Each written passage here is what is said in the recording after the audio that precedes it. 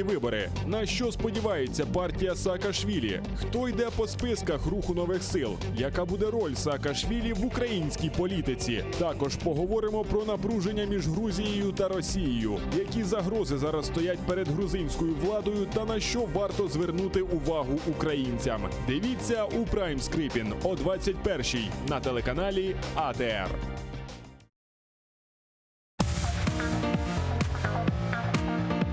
Akşam devamında sizin birlikte biz olacağız. Güçlü ve vatanperver ağam Alim. Nazik ve güzel kardeşim Aline.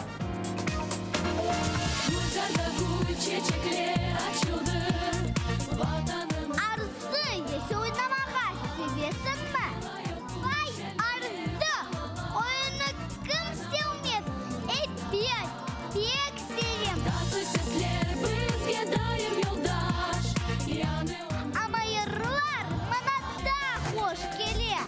Arzu hayal içerisinde yollar açar tatlı ses. Birleştirir balalarını sevenlere tatlı ses.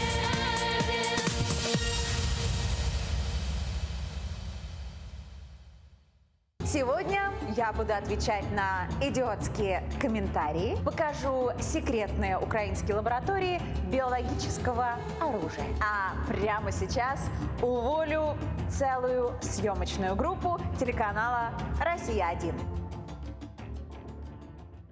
Захоплюючі історії про те, як мисливці за нацистами вистежували найжорстокіших військових злочинців, як і чому протягом 2 років після Другої світової війни їм вдавалося переховуватися, хто їх підтримував і допомагав залишатися в тіні. Дивіться документальний фільм «Мисливці за нацистами» з понеділка по середу о 22:20 на телеканалі АТР.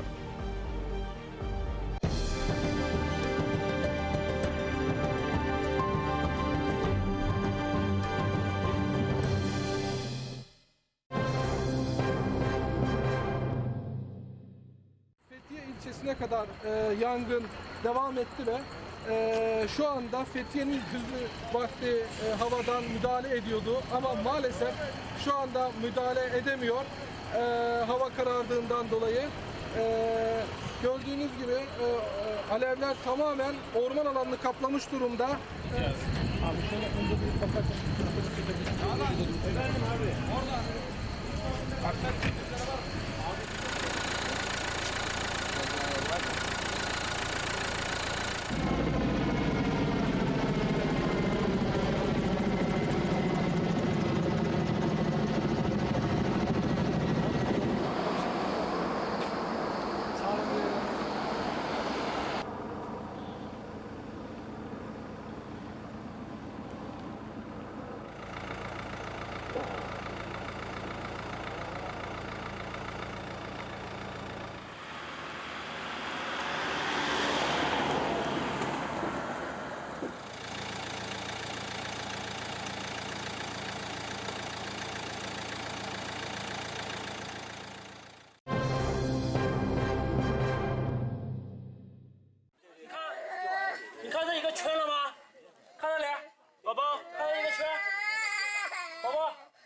这个这边不能拉，不能硬拉。不能硬拉。你等会儿，不是它不动了，等下。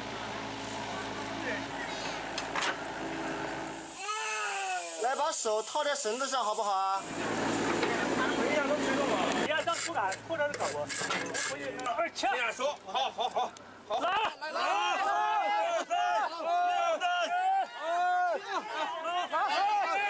脑子尸体没事吧？尸体没出血呀。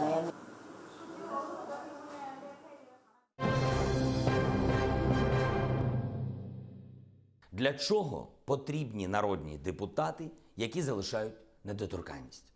Узаконюють незаконне збагачення, просто не ходять на роботу. Для чого міністри, які розказують, що українці дуже багато їдять, які будують дороги лише у власному Фейсбуці і народжують дітей в Америці? Нас звинувачують, що ми хочемо відмінити люстрацію. Щоб усі зрозуміли, що ми не збираємось відміняти люстрацію, Ми пропонуємо її посилити. Нами напрацьовано законопроект про розширення норм закону про очищення влади. Пропоную до переліку посад, які підпадають під люстрацію, додати президента України, всіх народних депутатів України, голову Верховної Ради, членів уряду, генерального прокурора, голову СБУ, голів антимонопольного комітету і фонду держмайна, голів Державної фіскальної служби та митниці, секретаря РНБО, керівництва оборонних підприємств, які обіймали посади з 23 лютого 2014 по 19 травня 2019 років. Цей законопроект – тільки суспільна оцінка їх діяльності. Впевнений, що дії усіх зазначених осіб у майбутньому отримують і справедливу юридичну оцінку.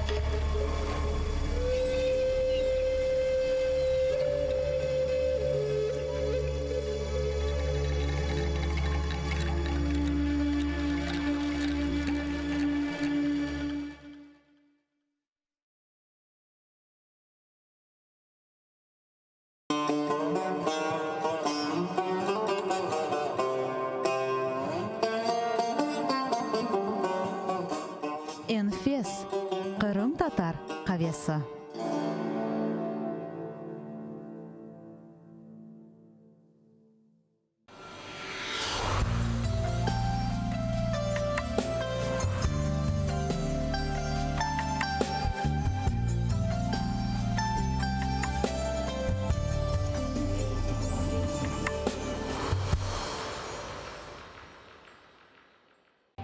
Qırımны yaşatqan xalqdır. Qırım Umummillet газеті Эрбор айлының milli timsalidir. Qırım gazetine abone olmağa aşıqınız. Yarım yıllık abone fiyatı 523 ruble 32 kapık. Abone indeksi 61059. Bir yıllık abone fiyatı 1046 ruble 64 kapık. Abone indeksi 61060. Qırım millet, vatan devletimizni beraberlikte kurayıq.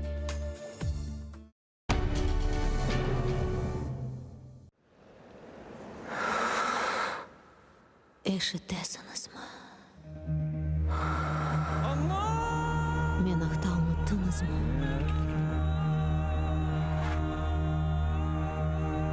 Мен мұндамын. Бұл менің топырағым. Менің Қырымым.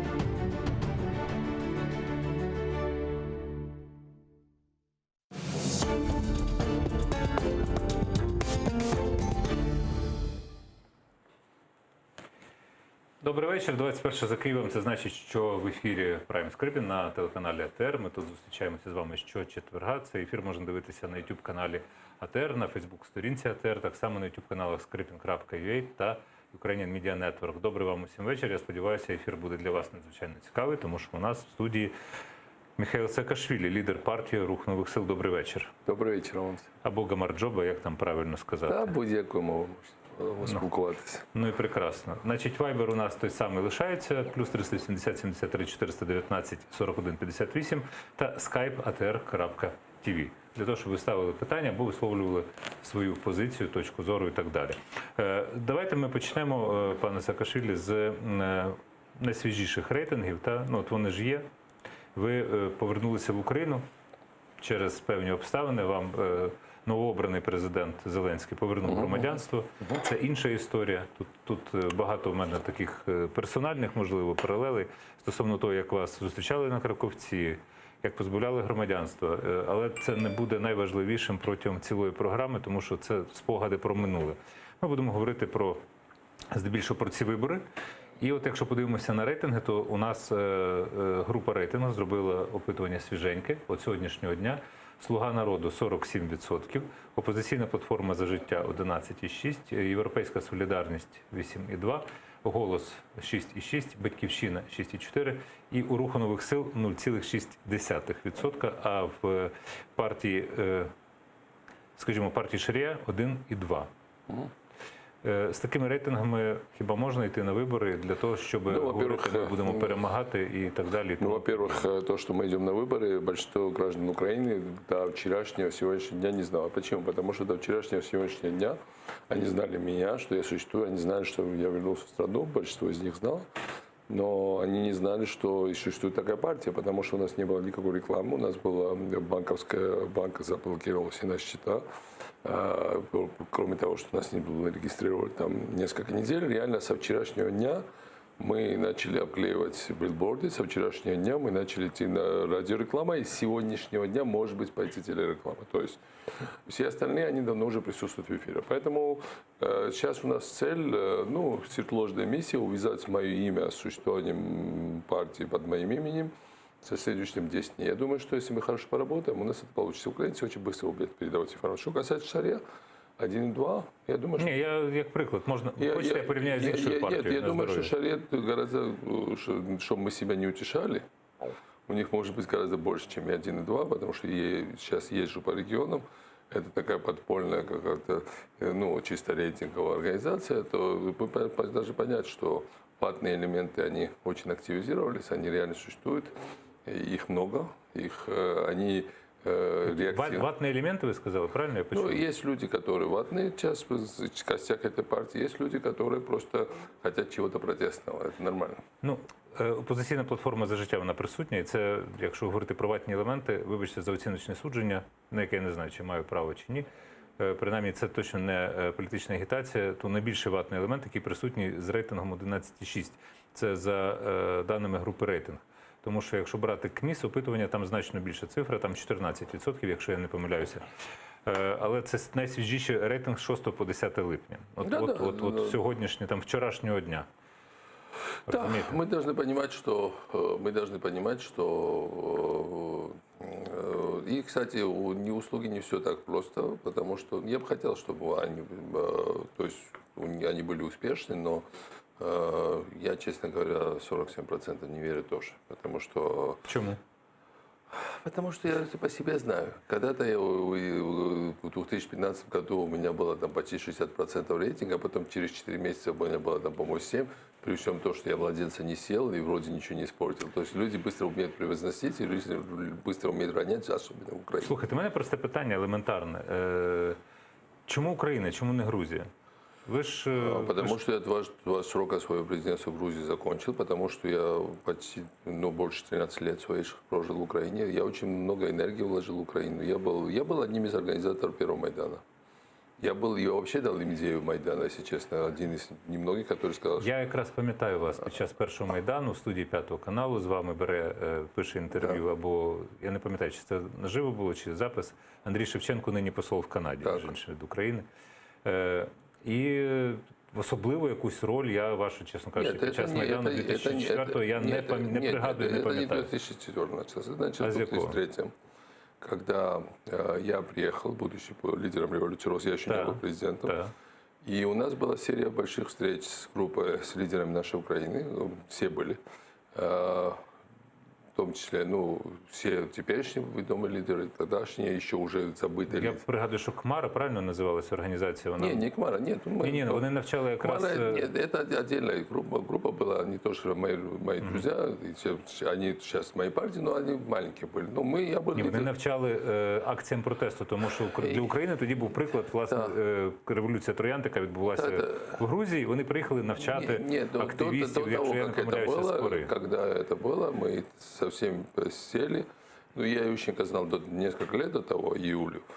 И мы сели, и все говорили, ну как там ваши, ну там мы говорили, как готовиться к выборам, какие ваши выборные технологии и так далее. Я говорю, ребята, какие выборы? У вас выборы украдут, здесь у вас должна быть революция. Первая у них реакция была, у Ющенко, помню то, что я много раз потом слышал, Украина это не Грузия, Миша, не зарывайся, тут не поймешь, что... Единственный, кстати, кто меня послушал, очень внимательно, был Порошенко. Он говорит, а ну скажи, как надо готовиться к революции. И потом мы сели с Порошенко, он не даст соврать. Ну, и что вы сказали? Сели, говорит, ну для этого нужно, во-первых, вот какие организации молодежные, для этого нужно заранее готовить идеологическую базу, что это выборы могут быть украдены. Давайте готовьте людей, чтобы они не оказались перед фактом. Для этого нужны вам надо работать с рок-группами, молодежными группами, вам надо работать, вам нужны палатки. Порошенко під час другого Майдану, 13-14 року, це використав? Те, що ви радили? На первом точно четко испортил. Второй Майдан, он чуть-чуть странно себя вел. На второй Майдан я тоже приехал сразу же. Я приехал, на втором Майдане моя функция была не организаторская, а другое дело. Я привозил первую иностранную делегацию. Я привез первую большую европейскую делегацию, специально собирал ее, там, по Европе ездил до этого 10 дней. Они не хотели ехать, потому что никто не хотел обижать Януковича на том этапе еще. Под конец мы собрали где-то человек 15 европейских депутатов. Мне это для себя тоже нужно было, потому что я был не въездной в Украину. И мы прилетели в Борисполь из Варшавы, и они меня окружили со всех сторон. Там делегацию руководил Элмар Брок, глава комитета по зовнішнім зв'язкам Европарламента, и они меня просто завели вот так гуртом, практически, по-моему, даже печать не паспорт никто не поставил. Мы были с ними. Потом я позвонил Маккейну. А Маккейн, мой друг Джон Маккейн, улетал тогда в Бразилию, делегация Конгресса. Я говорю, Джон, какая к черту Бразилия? Все происходит сейчас в Украине. Приезжай в Украину. Практически почти со Страпа мы его сняли, но на другой день он должен был улетать. Вместе с другим сенатором он прилетел, он снял эту историческую фотографию с сожженными мобильниками, с Домом профсоюзом, и она разошлась по всему миру, и потом он мне сказал, говорит, спасибо, это была лучшая поездка в моей жизни. Я говорю, так я ревную лучше, чем в Грузии, говорит, 100% лучше, чем в Грузию, это вообще что-то другое. Поэтому вот этим я занимался, и поэтому, конечно, я был частью всего, что... Я, кстати, был, когда Лейстони там был лидером революции на границе, я был главой грузинского землячества, одного из землячеств. Мы были в Совете национальности Национального руха Украины, Народного руха Украины. И мы тогда ходили на революцию на границе тоже. Так, это смутное моє воспоминання. Смутне, ти що так передає? Я, наприклад, не забуваю те, що було. Не, ну в том смысле, что я не считаю, что я был там, понимаете, в этом возрасте. Все ж таки, питання лишається, пане Саакашвілі. Чому Україна, а не Грузія? В Грузії, ну ви були президентом, окей, в Грузії є парламент. І ваша політична сила, вона не остання, наскільки я розумію, в Грузії. Ну, не остання. Чому вам не балотуватися в грузинский парламент? Потому что мне интересно, что произойдет в Украине, потому что в Грузии есть достаточно лидеров, которые лидеры вместе со мной, в том числе моя жена. Потому что безуспешной Украине не будет успеха. Я хорошо помню, в 2012 году мы потерпели поражение на парламентских выборах, потому что здесь сидел Янукович. Главной причиной, почему в Грузию пришел олигарх, было то, что Украина закрылась. Мир на нас уже плевать хотел. Когда в Украине уже четко сидел Янукович, уже все говорили, что надо смириться, Юля сидела в тюрьме, оппозиция была нейтрализована, Запад вообще не хотел смотреть на наш регион. Это для меня дежавю. Как только Украина еще раз закроется, как только АПО-блок или там подобие там, шария здесь возьмут вверх в какой-то момент, мы должны понять, что вот тогда опять страны, как Грузия, вот сегодня я общался в аэропорту, я прилетел из Варшавы, она улетела в Кишинев, с премьером Молдовы. Ну, З потрясающе. ким ви говорили? С премьером Молдовы, моя Санду, моя старая Да. соратница и друг, Ника Попеску, их министр иностранных просто блестящий. Но они тоже, что такое Молдова? Молдова зажата между Винницкой областью и Одесской областью. Как только, не дай бог, в Украине все, не дай бог в Одессе все Ну, перевернется. Молдова ще є кордон з Румунією. Да, не правильно, забувайте. но мы под большой угрозой после того, как произошло воздействие 3 дня тому назад, вообще потерять весь юг Украины. Аж куда Молдова это надеется? Молдова вообще полетит к черту, не дай бог. Причем они суперкоманда, у них западное образование, у нее нет никаких обязательств перед олигархами. Она умная. Она реально, чтобы вы понимали, бессеребренница. Она вообще, у нее вообще денег нет. Я с ней постоянно встречался и так далее. Вот этот человек, который пришла премьер, без никаких жодных обязательств, вообще никаких обязательств, ни перед какой финансовой группой. Она реально кристально честно, с западным образованием, маленькой стране, которая в ужасной форме, но из которой можно выйти просто конфеткой, если все их реформы осуществляются. Но они точно знают, что все их реформы тоже не осуществляются, если Украина будет в плохой форме. Вот и вся история. Мы все это понимаем. Слухайте, я дивлюсь на вас, і в мене багато суперечливих вражень виникає стосовно вашої діяльності, стосовно локацій, де ви виступаєте. Ну, скажімо, от в Грузії зараз відбувалися і відбуваються протести масові. Та? Ведучий Руставі-2 – це канал, який, власне, підтримував вас завжди. Та? І ведучий Руставі-2 матюкав Путіна в ефірі. І... Глупо было, по-моему. Думаєте? И, по-моему, было очень глупо. Ну, потому что Путин же реально, ну, у нее инстинкты рептилии. Ну, что ты будешь матюкать рептилию, что она от этого... Ну, а директор каналу сказав тепер після ніби загрози про те, що там Вина і Боржомін не будуть поставлятися в Росію, сказав, що він, в принципі, хотів туди, культурно сказати, пісять, вибачте, пані Оля Богомолець, закрити вуха, що називається, ці товари, які експортує Грузія в Росію. Ну, тобто є такий тренд, та? Антиросійський тренд. Да, потому что при мне Грузия стала реально экономически независимой от России энергетически независимой. Мы зависим на 100% по энергетике. После украинской революции, чтобы вы понимали, какая связь Украины. Вот была революция Майдан, правильно? Кого наказал Путин? Зв'язок, здається, ресторанний, тому що в Україні в Києві вийде, тут сюди грузинські ресторани. Ви приїдете в Тбілісі або в Батумі, там будуть українські ресторани. Это из Ну, це те, що люди бачать на поверхні. В 2004 году, когда здесь случился Майдан, сразу после этого, через месяц, Путин наказал сразу не Украину, а нас. Он посчитал угрозу и отключил все электричество, весь газ в самую холодную зиму. И мы чуть не замерзли. Тогда нас спас Азербайджан и Иран. Поэтому с тех пор я сделал Грузию энергетически независимой. Мы только на 20% зависели от России по газу и электроэнергии. По рынку мы подошли до 15% их рынка, потому что они закрыли нам рынок. Поэтому я считаю, что все, что не убивает, оно усиливает. А что касается ресторанов, это тоже такая история. Когда я стал президентом, у нас был один рейс в неделю. Из Тбилиси в Киев, все, это один рейс вообще между Украиной и Грузией. Сейчас, вот летом, минимум 6 рейсов, учитывая все 3 направления Грузии. И почему это? Это туристы пошли. А туристы пошли, значит, рестораны пришли за туристами сюда. Потому что когда они хотят вспомнить, особенно зимой, Киев, пляжи, там, это самое, они идут в грузинские рестораны. Я, кстати, чтобы вы совершенно правы, Батуми, мой любимый ресторан «Украиночка», я в Батуми, когда там ездил, я ходил в «Украиночку». Кстати, там женщина такая, наша шире-активістка. Знаєте, в Україні ж в грузинських ресторанах працюють грузини, як це не дивно. Тобто вони И, кстати, грузинское даже правительство этого олигарха, который, не очень хорошее правительство, но до недавнего времени самый популярный министр был украинец Сергеенко. И то есть у нас это все. Крушевский закончил первую классическую гимназию в Грузии, которая рядом с моей школой находилась. Его мемориал на той желтом корпусе, где я учился, и так далее. Леся Украинка жила в Грузии, Курамишвили, наш большой поэт, жил в Полтаве. Все, сами все. Дивіться, антиросійський тренд в Грузії зараз. Так. У вас погляди не помінялися, бо ви про Путіна, ну що рептилії розказують, що робити і так далі.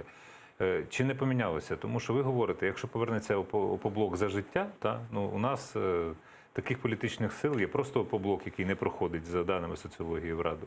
Є ще, там між іншим Мураєв, це телеканал наш, є ще там інші партії, які не заходять, але медіа, зараз принаймні медіа 112, наскільки я розумію, 112 канал NewsOne і ЗІК, це власність, формально власність соратника Медведчука. Ви з'являєтеся на цих каналах регулярно. Так. Чому? Нащо? Чому вас туди запрошують? Можливо, Я спросите их, потому что меня не приглашают на большие другие каналы. ну, чекайте, зараз ви на ТРЄ. Ну правильно, так я сейчас рад этому. І, ну, я не можу сказати, великий, невеликий. Я взагалі, як людина, яка живе в Ютубі останні роки, мені важко Вы сказати. совершенно правы, потому что в решающие моменты маленький родничок. Так было с «Эспрессо», так было с «Громадским», где вы были, так было с «Пятым каналом» в свое время. Маленький канал может в решающий момент оказаться большим, когда большие всех не пускают. Дивіться, в мене питання, я все ж таки намагаюся зрозуміти. Чого ви туди ходите? Потому что у меня четкий принцип, я вообще не даю интервью российским каналам, российским официальным каналам, ну, кроме «Дождя» там, и так далее. Ну, вы же не Филарет. Да, но что касается украинского канала, все, что зарегистрировано по украинскому законодательству и дает возможность общаться с украинской аудиторией, я буду ходить. А что делать? Когда меня вот обвинять, что ты хочешь, а что вы меня... Пригласят на канал прямой? Пойду на прямой. Пригласят на Пятый канал? Пойду на Пятый канал. Какая проблема? Все, что... Канал 1+1. Ну, і туди не приглашають, туди б теж пішов. Я до чого? Що тут дивна ситуація. Тобто позицію Мураєва ми знаємо. Тобто вона відома, вона публічна. Так само відома позиція телеканалів. Ну, на телеканалі «Наш», якщо я не помиляюся, взагалі була презентація вашої команди. Так. Світоглядні суперечності, якщо так розуміти з вашої риторики і одного з членів вашої команди, тобто це номер 3 Олесь Доній, то це не є москвофілія, це антиросійська риторика. Не москвофілії у нас взагалі нет. Так, окей. По определенню. Ви не вважаєте, що ви туди ходите, ви, в принципі, вас використовують в певний спосіб? Так, да, они благодаря нас зарабатывают рейтинг, но мы... Ну, ха-ха. Ну, 2 рази ха-ха. Ну, Нет, я очень рейтинговый человек. Люди можешь проверить канал, куда я хожу, моментально рейтинг, потому это факт. Чего меня пригласили? Я зараз дивлюсь на криву наших переглядів. Так, ви рейтингова особа, але так вот. Нема питань тут. Они используют меня как рейтинговую фигуру, а я использую их для общения с украинцами. Что тут непонятно? Надо быть... Я хочу общаться с украинцами. Это большая страна. Везде не доедешь. Я с удовольствием езжу, я обожаю ездить. Но везде не доедешь. Поехали в Хмельницк, записали большое интервью на 33-м канале. Записали «Артель напрасного труда». Потом кто-то сказал, что не пускать, и даже 33-й канал в Хмельницком меня не пустил. Вот так вот. Ну, ви сказали, що у вас борди з'явилися тільки вчора. Неправда, тому що я їх бачу вже протягом тижня, насправді. Ні, у нас були лайтбокси. Лайтбокси, так. Да, борди. Присутні. А які вам борди? Борди в Києві демонтовані? Лайтбокси были, нет, борди я видел, но лайтбокси были. Чи це допоможе вам за 10 днів, які лишилися до виборів, подолати прірву 0,6, стрибнути до 5%? Все зависит от украинцев. Ну, все одно ж це ж не вирішує зовнішня реклама, ви мусите це розуміти. Нет, они должны узнать, что мы существуем. Реально? По моему ощущению, я вас спробую забыть, что называется. Нет, я езжу на Uber, например, и уже 3 водителя Uber мне сказали: ты правда идешь на выборы? Ну так. А эти люди информированы. Все равно такси ездят, они более информированы, со всеми общаются. Только 4-й знал, что я езжу. Вот так.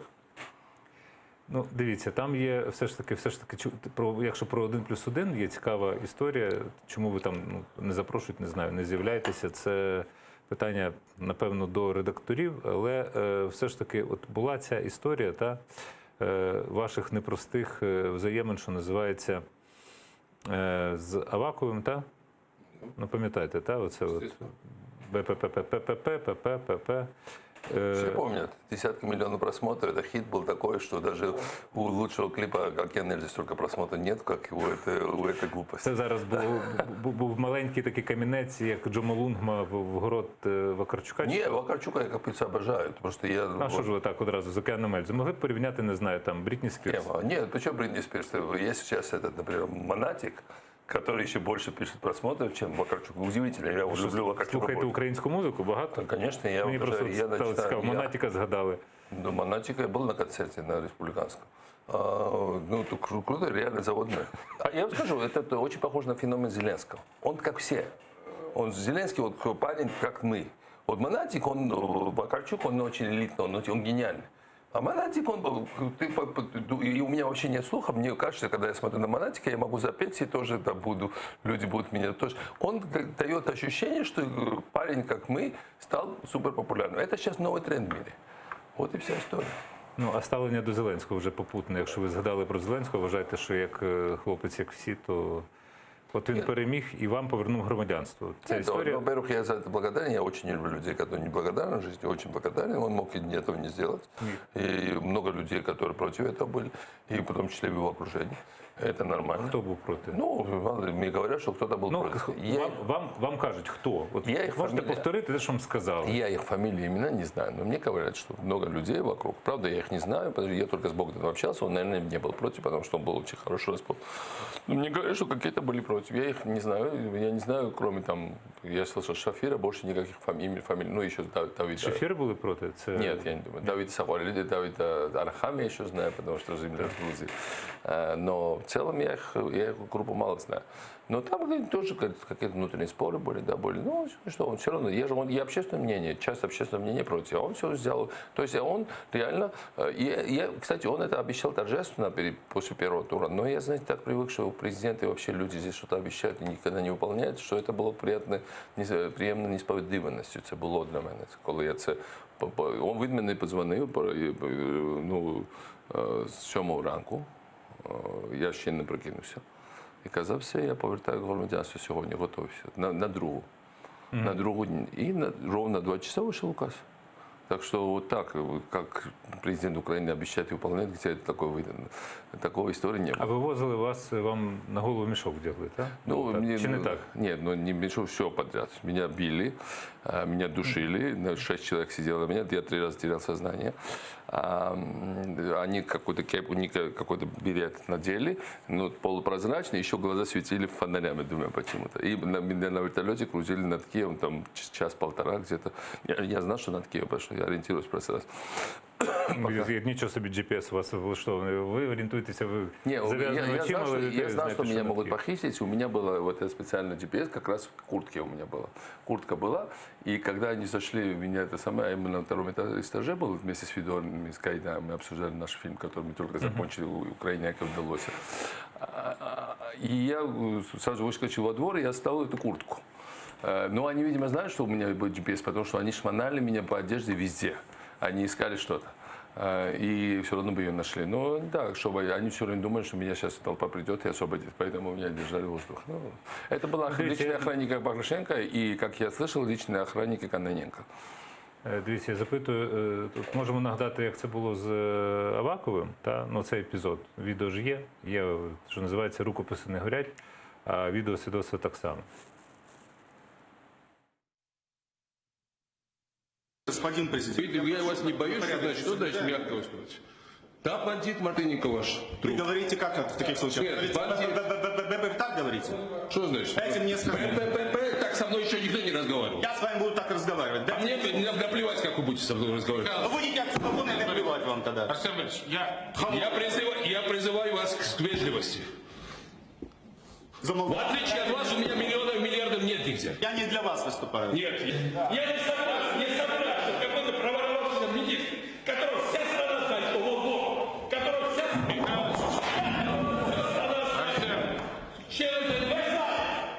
которого вся страна знает. Я не собираюсь, что вы Я закрываю заседание.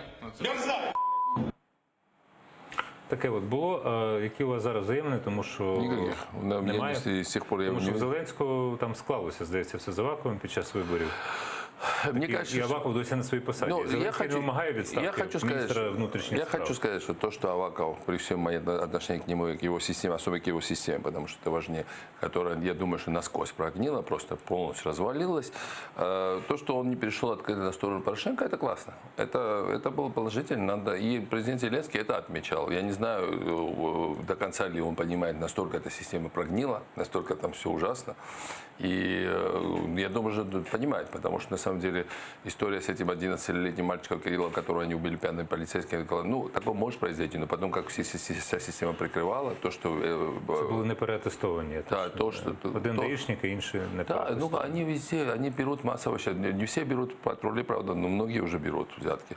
То, что факт остается фактом, что они там крышуют бизнеса во всех регионах, это все знают. Я конкретные факты знаю. Сейчас вообще такого развала госаппарата, как сейчас, при Януковиче не было. Вот сейчас в Днепре мне рассказали историю, что налоговая похитила человека, 6 дней держала где-то заперти и потом забрала у него бизнес. Налоговая, не бандиты под прикрытием налоговой, прямо налоговая официальные чины налоговой. То есть сейчас реально госаппарат полностью слился с бандитами, в первую очередь МВД, потому в Украине очень небезопасно. Вот в Харькове говорили про Кернеса, но на самом деле в Харькове, особенно в спальных районах, там такая, при том, что такой Грузии не было в конце 90-х. Ну реально, я никогда не представлял, что в Харькове так может быть. Все плохо пока що. Ну, дивіться, у нас є питання паралельно з Вайбера, та я зараз гляну, зорієнтуюся, що краще тут. Добре, давайте до Вайбера, тому що глядачі можуть ображатися, у мене купа питань все одно лишається. Вопрос Михаилу. Поменял ли он свое отношение к Авакову и Коломойському? Ну, власне, це тільки що було. Називали їх бандитами і ворами, а як зараз? Ви на це питання відповіли. Бачите, я не модерую, фактично читаю, як переказує редактор. Романе, запитайте у Міхо, чому він віддалився від Юльки, причому це мова оригіналу. Він же її на президентських виборах підтримував, вона йому кордон допомагала проривати, піарилася на ньому. Олег з Гайсена Вінницької області запитує. Ну, во-первых, он жертва пропаганды, при всем уважении, потому что никакой кордон мы не прорывали, мы уже были на украинской территории, и там украинские пограничники, или вернее их генерал. Я пам'ятаю це, я можу відновити вам хронологію, що хто проривав, мы были на украинской территории, потому что в тот момент, когда поляки нас пропустили, мы были в Украине. И поляки очень бюрократичны, они месяц изучали юридически эту ситуацию, они точно не хотели, чтобы был какой-то прорыв. Министерство юстиции и внутренних дел Польши долго консультировалось перед тем, как меня туда отпустить. И поэтому я задержался в Польше, потому что я был в баталиях с их инстанциями. Они говорят, что мы не допустим никаких нарушений норм. Если все будет легально, ты приедешь. Нет, это все честно. Ты будешь здесь в безопасности, но вот туда мы не хотим Украину никак не вредить. Давай так вместе. Короче, но Юля была там, и она была со мной на суде. Я это очень ценил, потому что я хорошо помню, когда она сидела в тюрьме, когда Женя, ее дочь, бегала по европейским инстанциям и стояла, мы были на этих саммитах, когда у двери она стояла, ловила любого европейского депутата, там Меркель, кого-то, чтобы... у нас взаимная солидарность. На президентских выборах я ее не поддержал. Я просто сказал, когда мне сказали написать видео, где я расскажу вот про то, что я буквально вам рассказываю, я это рассказал. Я это и сейчас могу повторить. Чего же вы, я никак не говорю, что... Я не говорю, что надо голосовать за нее на президентских выборах, и она этого не требовала на такие ситуации. И сейчас ситуация такая, что или она должна полностью себя реформировать и революционизировать, чего пока не видно. Революцию называют? Да, полностью поменяться, абсолютно новым лицом предстать. Она талантливый человек, очень талантливый, она может это сделать, но пока на президентских выборах я этого не видел. И пока на парламентских выборах... З обличчям в неї все в порядку? Нет, не так. И ее прическа мне очень нравится, которая сейчас. Но ситуация, она талантливый человек, но она должна реально стать новой, а не просто говорить, что там новый курс. Ну, вона спробувала це зробити на президентських виборах, ви ж бачили. Я не согласен. Эта кампания была на самом деле не такая, которая могла бы ей дать позволить хотя бы во второй тур выйти, за это же борьба. Потому что я уже с ноября не сомневался, что Зеленский всех порвет. Не потому, что он такой, что он там Дональд Трамп и Кеннеди вместе взяты. Нет, просто люди голосовали за него, потому что он не они. Они не хотели всех старых. И до сих пор это более-менее такое настроение. Поэтому или она покажет, что она уже не та, вообще не та старая. И это тоже возможно. Такие истории, исторически такие... Ну, чекайте, там не списку... Губернатор Калифорнии Браун, например, был 70-й, когда губернатор Калифорнии, все забыли, они говорили, что он вообще устаревший тип. Потом ему было 70 с чем-то лет, вернулся вообще другой человек. Вообще другой человек. И победил опять на калифорнийских губернаторских выборах, и был опять очень хороший губернатор. В этот раз намного лучше, чем первый раз. Но это был другой человек, с современными технологиями, с выходом на молодежь. Такое тоже бывает. И бывают люди, которые себя могут reinvent, английское слово, полностью изобрести. Если это оно будет, я ей желаю успеха. Пока что это все старые подходы, но надеюсь, что и она тоже найдет какую-то новую струю. Вот и все. Я все время, я на себя смотрю со стороны, я все время считаю, что... я все время комплексую, что я очень устаревший. И когда я вижу молодежь, особенно сейчас, которая в Грузии вышла, я говорю, что Ну, реально у нас вот поколенческая прорва пока что. И мы, да, чтобы ее преодолеть, это сложно будет. Мне надо вообще иначе новые технологии освоить, их язык освоить. Вот вы освоили их язык, я не освоил пока что. Я теж, ви знаєте, я теж випадаю трошки з тренду, насправді. Мне сегодня мне два молодых человека сказали, что ты скрипку идешь. Да, это так классно. Окей. Мы так хотели. То есть реально вот молодежь, вот что-то у вас есть, что это Слухайте, не давайте возможно. зараз будемо обмінюватися компліментами. Ну, Ви, так. в принципі, людина, яка спостерігає Вы пока за что вами. мне комплименты не говорите, так что всё Ні, хорошо. я зараз констатуватиму факт. Дивитися на вас, ви, якщо говорити про поведінку, ну, стала і українська політична поведінка, та, що дає бонуси, та, що дає рейтинг і так далі. Може, це далося в знаки, що ви повернулися якраз, коли фактично вже стартувала виборча кампанія, вам громадянство повернули, ви повернулися, і ви людина хайп реально.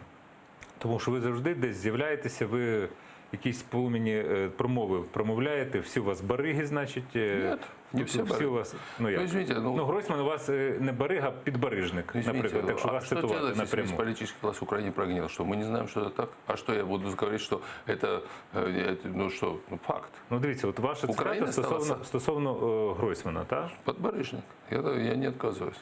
Он даже не барыга. Посадили в Украине премьера без высшего образования. Ну, так. Просто банально воришку, даже не барыгу, подбарыжника.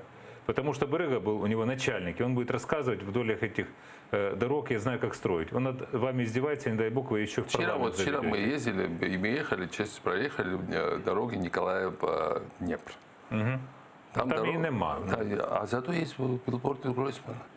То есть, а этот человек, который отвечал за строительство этих дорог, я извиняюсь, что у него билбордов, ну, раз 40 больше или 50 раз больше, чем у нас, или может 100 раз больше, может быть. Извините, пожалуйста, на какие деньги? Я знаю, что это все очень дорого, раз 100 минимум. Даже больше у него 2 раза, чем у Порошенко. Слухайте, йому це не допомагає, тому що в нього рейтинг, якщо я не помиляюся, сьогоднішнє це дослідження 2,4. Да, ну, 2,4. Откуда 2,4? Ви можете завішати все бігбордами, сітілайтами, не знаю, не вилазити з ефіру. Працює щось інше. Я повертаюся до тези. У него было видео, он был молодой человек. Я много сделал, потому что я боролся против Яценюка, как-то объективно способствовал тому, что он бы стал премьером. Так вышло. И что? И он так красиво обещал. Но у него хватило не глубины, но главное, не хватило этому соблазну сопротивиться. Но это большой соблазн, когда тебя могут потрогать со всех сторон. Это надо иметь другой склад. Слухайте, ви не шкодуєте, наприклад, тут ви задали, допоміг там стати прем'єром проти Яценюка, ви підтримували Березенка, соратника Порошенка. Жалею. Їздили в Чернігівську область на 205 округ. Жалею, потому что я поехал, я был очень тогда настроен против Корбана. Не то, что сейчас я его полюбил, но тогда очень резко был настроен. Чего раптом? Потому что тогда, когда я увидел своими собственными глазами, я когда реально сошел с ума. За що ви його ненавиділи, чого раптом Когда я полюбили? увидел, как он раздавал гречку, я это видел сам. Не по рассказу. Я был там, я видел. Він на цьому мало того, потім робив хайп, генерал Гречка назывался. Я видел этих женщин, которые бедные стояли, когда к ним пришло у какой-то карусели, они отворачивали свои лица, дрожащими руками выносили эти пакеты с фотографией Корбана, и я думал, что это крайне аморально. Мне потом рассказали, что Березенко раздавал деньги уже, но этого, правда, не видел. А это я видел воочию. И это прямо просто... Я, кстати, все равно нет ни одного кадра, где я сказал, голосуйте за Березенко, но голосуйте против Корбана, я точно говорю. Что скрывать. И я это жалею, потому что я не думаю, что Корбан будет чем-то хуже тогда Березенко, скорее наоборот. Березенко, бачите, він тепер найближча права рука там Порошенка, керує... Да, Березенко, это, сразу понятно, что это подбарыжник классический, который перспектива стать большим. Ви говорите тоді про Європейський Союз, і Порошенко говорить про Європейський Союз. Нет, знаете, как сказал мой сосед, он простой слесарь, он сказал, что коли у нас буде нормальный уряд, Европа сама до нас приедет. И он говорит, я, наверное, не очень умный человек, но он очень умный. Он знаєте, це ще говорив соціаліст, затятий соціаліст Олександр Мороз. Він казав, що треба збудувати Європу в Україні, і потім... Это правильно. Ну так давно він говорив. И Украина, когда вы мне спрашиваете, что я здесь делаю, я верю, что Украина может быть сверхдержавой Европы. Я верю, что мне очень не нравятся чванливые, снобистские Франция, а Германия, подходы их. Как страны они мне нравятся, но подход мне их не нравится. Мне нравится, чтобы была одна, мне хотелось бы одна новая страна, крутейшая и самая большая по территории Европы, которая их все равно за пояс задрет, утрет им нос и покажет, что знает новая энергия, молодая энергия. Украина может это сделать. Я в это верю. Поэтому я не верю, что когда про Гройсмана, они украли у нас время. Порошенко украл 5 лет. Время не деньги даже, нет, время. 5 лет украл. 5 лет тому назад айфоны были другие, Uber не было. Через 5 лет... Ох, любите ви Uber, так? Да, ну какая Uber, там, как он называется, Lyft, там еще Яндекс был в запрете. Не было. Через 5 лет люди могут полететь на Марс. Трамп обещал уже. А мы будем сидеть и будем разбираться, Гройсман или там Петя вернется опять. Пообіцяв Трампа робить Ілон Маск, розумієте? Тут... Да, ну какая-то, и это еще раз показывает, даже не государство решает, уже частная инициатива решает, а тут частную инициативу убивают. От дивіться, ви зараз, навіть зараз, ви починаєте, от я помітив, у вас ораторські такі здібності, ви коли починаєте говорити, ви входите в раж і починаєте. Я в это реально верю. Я в это реально верю. І пішов. А вы думаете, в страну, которая была самая небезопасная в Европе, сделал самую безопасную страну, где было... Это вы про Грузию? Да, экономика выросла в 4 раза. Вы думаете, и мне одна сотрудница Госдепартамента показала, она была, я ее не помню, но она, сейчас она посол, но тогда она была молодой сотрудницей, и она говорит, мы были у тебя, когда там на 3-й день твоего президента, ты такими, как ты, пылающими очами рассказывал. Как, я відповім належно. Ви завжди... как ты строишь дороги, чтобы я, говорит, подала заявление в Госдепартамент, я написал заявление в твой аппарат, я хотел приехать и помогать вам строить дороги. Слухайте, у вас не те, що очі горять, вам в темряві просто ліхтарика не треба для того, щоб освітлювати дорогу. Розумієте, це прекрасна риса. І тут якраз питання... И поэтому я тебе не могу до разбитой дороги с билбордами людей. Я, знаєте, я їх люблю. Та, я просто цілую. Ну, що білборди, що ми вміємо будувати. Прямо на этой дороге стоит билборд. Я знаю. Я ночью было, я просто не смог снять. Ви очима підсвітили, що ясна річ. Світиться очі, що називається. Дивіться, і тут якраз питання пов'язане з тим, що ви сказали. Те, що там вдалося, і про Трампа згадали. Я вам кажу, що Ілон Маск запускає ракети, не Трамп. І тут питання, чому у вас не вийшло в Україні? Тому що про вас, дослухайте питання, тому що про вас завжди говорили, що в Грузії ви користувалися, в принципі, тією позицією, що ви президент, у вас якась ідея в голові, ви казали, так, я, значить, тут бачу хмарочос, тут я бачу щось інше, і підключався. Так, хмарочоси там виросли. Порівнювати 2012 Обожаю слово хмарочос такое. Такого звучного слова нет ни на каком языке. Это настолько все сразу представляешь. А як грузинською буде? Ну, ні, ну іначе. Ну, як? Сатамджель. Дуже красиве слово, сатамджель. Ну, чос це таке, хмарочос. Дивіться, так, порівнювати Батумі 12-19 року це не порівнювано, але вас там вже немає давно, а Батумі розвивається. Я до чого питання веду? Так, це ж класно, система залишилась, це ж класно. Так от. В Україні у вас не виходило, тому що в Грузії ви могли щось придумувати, і у вас був так званий потужний бек-офіс, який одразу брався і починав виконувати ваше завдання. І причому не завжди це відбувалося, кажуть люди, в законний спосіб. Якщо ви придумали, то там казали багатим людям, знаєш що, тут у Саакашвілі є ідея, а ви мусите на це дати гроші. Так. І так от воно реалізовувалося. Але знаєте що, а в Україні не спрацювало. Не просто гроші, вони кладали гроші, і вони зараз мають прибуток. А я маю зеро, а вони мають прибуток. Ну, так, знаєте, зеро в кишені виборчу кампанію не роблять. Нюша, извините. Ну, не на грузинські деньги точно. Я не про грузинські, я не рахую ваші гроші. Я не знаю, чи заповнювали ви декларування. Звичайно, там нічого заповнювати. Але дивіться, в Україні у вас не було бек-офісу. Ну, тобто от в Одеській області, там, де вас призначили очільником облдержадміністрації, довкола вас гуртувалися якісь люди, там о, Саакашвілі, а нічого не вийшло, тому що ніхто не брався за виконання ваших ідей. От я читав інтерв'ю з Трухановим, здається, Соня Кошкіна з ним говорила, лівий берег, і він каже, ну, приїхав Саакашвілі в Одесу, і там підходить до мене, каже, давай негайно будемо освітлювати всі будинки. Кажу, для чого? Він каже, ну, щоб всі побачили, що я тут в Одесі. А я йому відповідаю, це пряма мова Труханова, фактично, по пам'яті відтворюю. Каже, ну, ми тут це вклали в розвиток міста і реалізуємо це там протягом кількох років. Каже, що йому мусив підсвічувати для Саакашвілі будинки? Через свою компанію. Вот разница. В Грузии мы освещали все сразу и не через мою компанию. А он хотел, чтобы под его компанию прописать тендер, под его компанию дорожный, потому там нет хорошего, это Шумахер прописать. Потому они не делают. Я действительно говорю, давай осветим, давайте до сезона осветим. І далі щоб люди увидели, що є різниця. Я почув це, ви доповнили це інтерв'ю.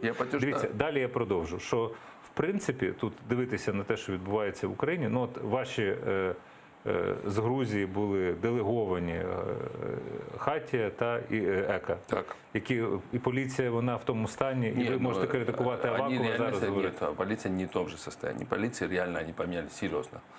Но это проделалось, знаете, как пляж почистить в одном месте.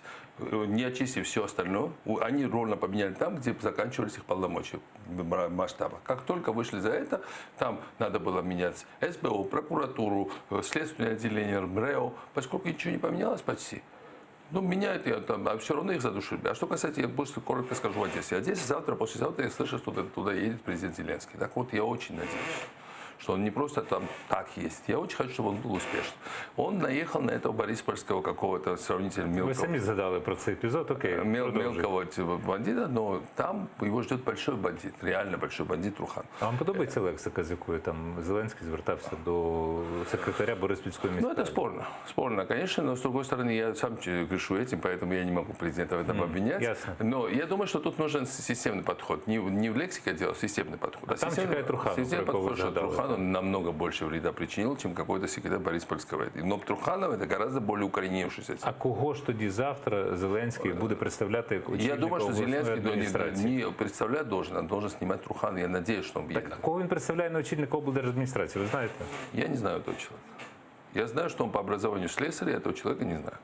Мне говорят, что он был металлоломщик. Но я не так и кажут, Андрюша металлолом, все правильно. Я не знаю, кто он такой, что я его никогда не видел, или если не видел, видел, не запомнил. Но, скорее всего, не видел. Но ситуация такая, что он, или он...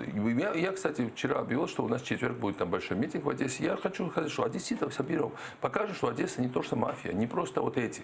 Не просто... Они ездили на сигналах по всей Одессе после этого суда, вышли как на парапете там, этого Одесского кинофестиваля, просто красного этого ковра не было, только сюда вышли, торжественно, весь Оргсовет вышел, все их тетушки, у них частная армия, которую он оплачивает из госбюджета, называют муниципальная полиция, такого даже на Донбассе не было.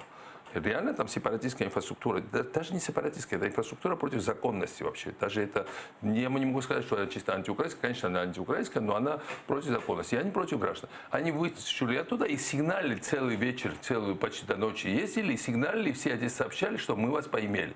Мы над вами одержали победу. Сейчас одесситы должны ответить. Их ответка будет выход в четверг 7-го на Удюка, показать, что Одесса существует другая. Есть другая Одесса, а не их Одесса. Другая Одесса обязательно даже показать. Но если до этого Зеленский снимет Труханова, это вообще решит вопрос, тогда им митинг не надо устраивать. Мне так кажется, У нас є глядач на зв'язку. Я думаю, что если Зеленский снимет его, то он 100% доберет большинство. Вот тогда у него будет большинство. Если он не снимет...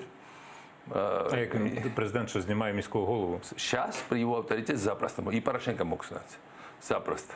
Як? Це порушення законів. Нет, он приходит туда с главой СБУ, у которого вот такая папка на него. Приходит туда со спецназом и снимает. Он разоружает их муниципальную армию. Так зробили. Да, кладет их на землю, снимает и сажает. Добрий вечір. Добрий вечір.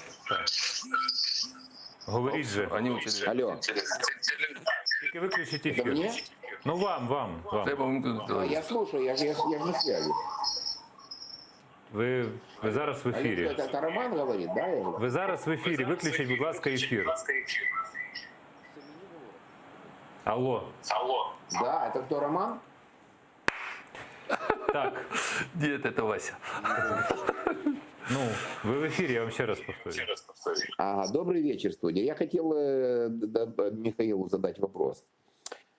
Вот такой вопрос. Смотрите, Михаил, скажите, вот почему, как вы считаете, что вот в будущем вы с Зеленским будете иметь какое-то, или почему, вернее так, почему Зеленский сейчас как бы не приглашает вас для работы в своей как бы компании, будем так говорить?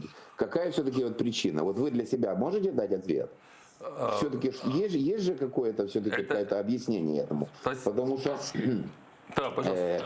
я являюсь вам как бы вашим таким настоящим поклонником и буду у вас как бы конкретный избиратель. Я буду голосовать вот в этот раз только один за вас. избиратель нашелся. Будем говорить так. Но почему, неужели Зеленский не видел, как вот на протяжении этих 3 лет или сколько, вот это, когда эта вся вот мудистика вот это вот была с этими переездами, самолетами, неужели он не видел, что вы как бы человек, который будет ему как бы... Питання настоящий помощник. зрозуміло. Дякую. Дякую. Ну, це вже дуже розгорно. Знаете, во-первых, спасибо за этот вопрос, но, во-первых, это вопрос к нему, а не ко мне. Это раз. Я не просил у него должность, есть мое субъективное мнение. Я не знаю, какая у них конфигурация. Я не пойду слепо, точно никуда уже больше, научившись скольким опытом. Я его не сравниваю с Порошенко, но опыт у меня есть, когда идешь слепой, прыгаешь куда-то и потом не понимаешь, что там может произойти. Поэтому я сам был бы чуть-чуть осторожен. Но что касается того, что, например, вчера то, что он там на Бориспольское наехал, мне это очень напомнило то, что я наехал первые дни в Одессе на прокурора. Очень. И риторики точно так же я выставил СБУшника за дверь через несколько недель и так далее. То есть это напомнило мне то, что какие-то идеи очень параллельны. Например, прямой демократии. Я об этом говорю последние 3 года. Например, перенос столицы и вообще офис, не только офис, вообще административный центр, потому что столица, конечно, в Киеве должна остаться, но административного центра, вот Печерский треугольник вывести куда-то в чистое поле, школу. Это моя любимая тема. Они уже говорят про это. То есть какие-то параллельные вещи есть. Когда он говорит про дерегуляцию казино, дерегуляция не очень понятная тема, казино очень понятно, но их надо делить, конечно, это разные темы. Дерегуляция для обычного Украины не казино, а то, что, например, сегодня опять я когда из Варшавы прилетал, я стою там на учете, что я ездил в ДНР, ЛНР, общаться с сепаратистами, чуть не с Путиным шел переговоры, каждый раз меня задерживают на границу. Почему? Потому что в свое время меня поставили на учет, мне торжественно президент вернул паспорт, а я стою как террорист на границе, и каждый раз пограничники... Ви сюди не їздили. Я 3 раза, конечно, не ездил, меня бы сразу посадили. Если бы я ездил, я бы сейчас бы сидел. Но они в свое время думали, что написать голландскую прокуратуру, когда был в Голландии. И Луценко придумал, что я ездил в Донецк, и вызовите Саакашвили, задайте ему вопрос. Что он делал в Донецке? Голландцы пожали плечами, потом сообщили, они такой вопрос задают, как бы не будет. Так чому ви не з Зеленським поруч? Потому что надо его спросить. Но я думаю, что наши пути пересекутся. Но надо его... Они ищут сейчас себя. Они ищут свою команду методом проб и ошибок. Я думаю, что первый большой кризис у них всегда будет через несколько месяцев, потому что в любом случае они подвергнут ногу. Это Бориспольский, это тип, которого он выставил за дверь. Он что, куда-то далеко ушел? Нет, так он там вышел, у него, допустим, есть там телеканал, наверное, какой-нибудь. Цей секретар Бориспільської ради, він агітував за Зеленського, голосував, кажуть. Правильно, но помимо этого, он же обиделся. Он же обиду затаил. У него там свои судьи какие-то, свои прокуроры, свои там ребята, да, свои. У него там свои кумовья где-то сидят. У него, наверное, какой-нибудь медиа есть. Ну, деньги минимум есть. Он же будет ждать первого же момента, когда Зеленский подвернет ногу где-нибудь или его команда, чтобы напасть. А таких Зеленских, Пресманов и так далее, огромное количество, Дубневича и так далее, они все будут в засаде. И тогда, конечно, Зеленскому понадобится расширение команды. Я надеюсь, что правда... И кем же вы будете там? Ну, нет, скажи, я никем не буду. Ну, например, Валерий Коломейц. Вы не пройдете до Верховной Рады? Нет, я хочу. Нет, во-первых, я бы так не говорил за 10 дней до выборов. Во-вторых, скажімо, Валерий Коломейц, например, которая со мной там баллотирует. Валерий Коломейц должна быть где-то, потому что она реально, она была бы супер крутым министром юстиции, вот к слову. Или там Ганна Соломатина. Кто должен руководить НАЗК, если не Ганна Соломатина? Никто так хорошо не знает. Це ви про свою команду. Я дивлюсь, ви перший номер, Сакварелідзе Давид, другий, Доній Олександр, третій, Соломатіна Ганна, четвертий, Лановий Володимир п'ятий. Лановой был бы супер одним из руководителей экономического блока. Маю великий сумнів, проте я не бачу тут у вас бек-офіса, про який ми говорили. Каждый из них это большая ценность. Почитать дальше. Например, Нет, у меня только пятерка. Там есть огромное количество очень интересных людей, реально. И причем очень молодых. Реально. Такие, вчера наша молодая команда, которая там на 13, 14, 15 месяцев была на Первом канале, просто я был в захваті. А ви ж сюди не на Убері приїхали, правда? Сюди я приїхав на машині, так. Ну, з Дніпровською реєстрацією. Дніпровська, да, наш... Е1409, далі не скажу цифру. Сергей Карпуша, наш активист Днепровский, одолжен на время предвыборной кампании. Никакого секрета нет. Он чисто платит налоги. У него маленький цех, он делает мебель, у него там 15 человек работает или 20. И он очень интересен тем, что 3 года тому назад его налоговая просто тоже похищала, потому что он отказался давать взятки, говорит, что буду платить чистую. Это восприняли как личное оскорбление. Сейчас вроде отстоял свое право. Ще пару питань маю, у нас зовсім мало часу. Дивіться, якщо говорити, що РНС, Рух нових сил, там фігурував Дерев'янко, який... А потім партія «Воля», а потім РНС ніби відійшла частина до нього, а тепер Дерев'янко взагалі в парламент не йде. Що сталося? А Соколидзе був ніби там, але тепер у вас Нет, Деревянко решил идти своей дорогой. Он даже сказал, что я желаю Саакашвили, чтобы он был успешным политиком всей Грузии. Он решил, что я никогда не вернусь.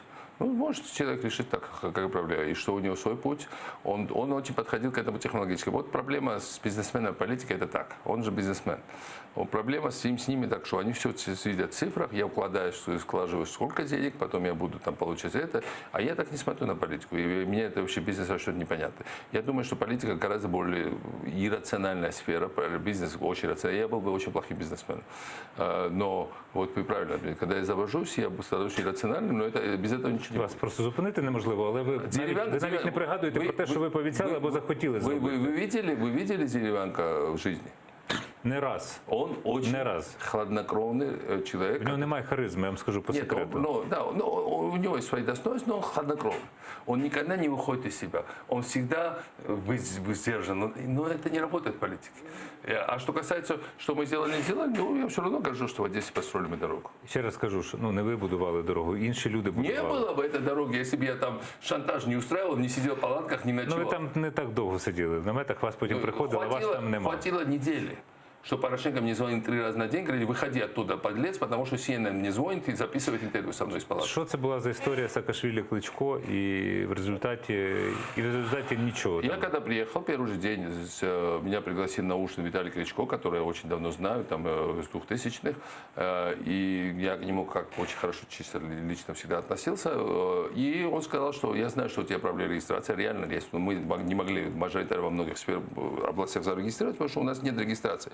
И центральная регистрация наша была под вопросом. Нам помогла в конце момент Ольга Голобала наша, иначе бы мы и центральную не отримали. Так вот, она сказала, бери эту партию, и это самое, и я не буду вообще вмешиваться, сам комплектую список, и я просто хочу, чтобы бренд «Удар» шел на выборы. Я сказал, так не пойдет, Виталий, запиши видео и давай спросим людей. Он записал видео, мы спросили людей, и реакция меня удивила. Реакция меня удивила. Люди отнеслись крайне негативно. И меня здесь не было 1,5 года. За эти 1,5 года, несмотря на то, что я к нему, еще раз говорю, хорошо отношусь, накопилось очень много вопросов. І на цьому ставимо крапку. На жаль, розмову я не завершив, тому що просто елементарно через брак часу глядачам, які додзвонилися, але в ефір не потрапили. Я перепрошую, дуже щиро шкода, але реально часу немає. Міхаїл Саакашвілі був сьогодні Прайм Скрипін. Власне, в мене ще лишилося купа питань. Дякую, що нас дивилися. Дивитися нас можна на телеканалі АТР, на YouTube-каналі АТР, на Фейсбуці, так само на YouTube-каналах Скрипін.ua та Ukrainian Media Network. Хорошого вам вечора.